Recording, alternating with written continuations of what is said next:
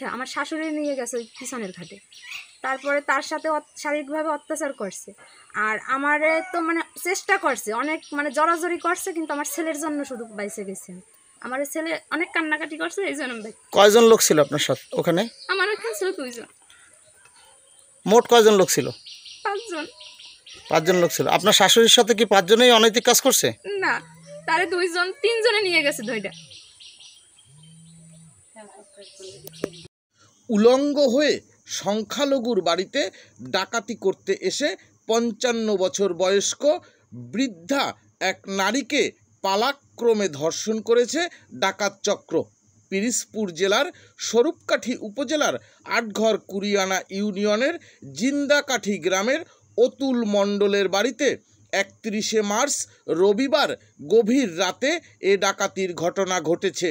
5 সদস্যের উলঙ্গ ডাকাত দল অতুল মণ্ডলের ঘরে শীত কেটে ঢুকে ঘরে থাকা স্বর্ণালঙ্কার, নগদ টাকা ও মূল্যবান ফার্নিচার সহ বিভিন্ন জিনিসপত্র নিয়ে গেছে।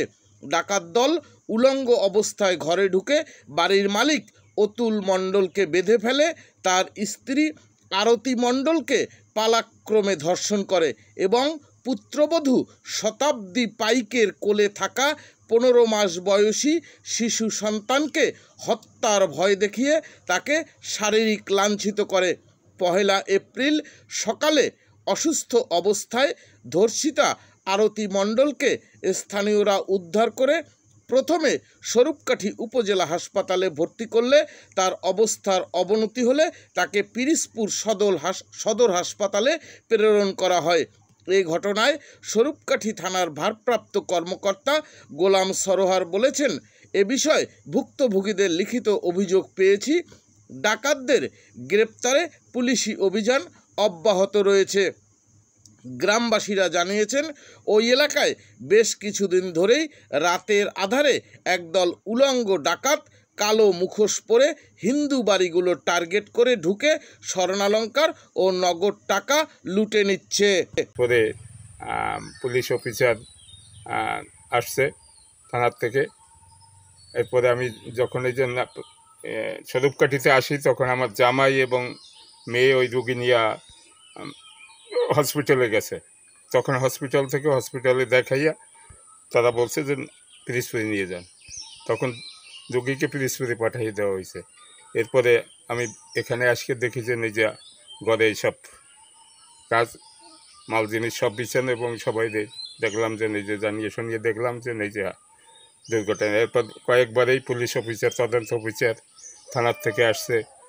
আমি 12টার দিকেও সজাগ হয়েছি, তখনও মানে এসবের কিছু টের পাইনি।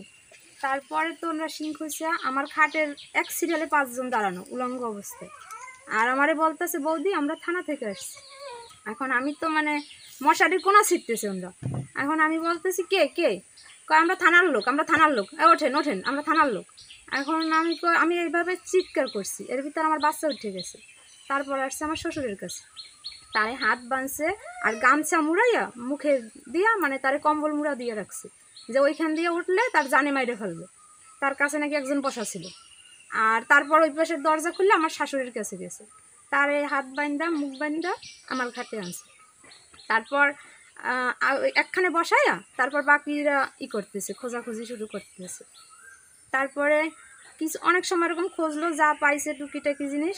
তারপরে উঠছে উপরে উঠে মানে সব কিছু ভাঙচুর করছে। তারপরে ওই স্বর্ণের বস্ক পাইছে, ওইগুলাই স্বর্ণ নাই।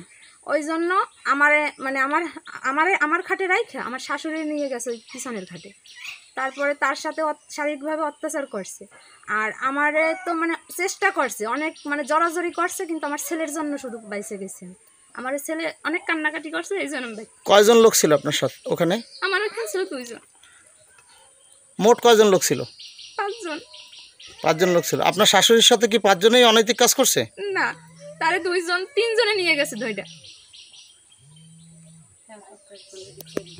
আর আমার অনেক মারধর করছে, এই সাইডে মানে সুপার দিছে আর মুখি দিছে। আর ওই স্বর্ণ নেছে, কি নেছে? আর স্বর্ণ নেছে 2 ছড়া, চেন নেছে, আংটি নেছে 3টা, কানের দুল নেছে 2 জোড়া, আর 2 জোড়া নুপুর নেছে, আর টাকা নেছে, আর মোবাইল নেছে 2টা। আর তারা ঢুকছে হয়তো 1:30 থেকে 2টা এরকম, আর বের হয়েছে হয়তো 3:45টার মতো এরকম হবে।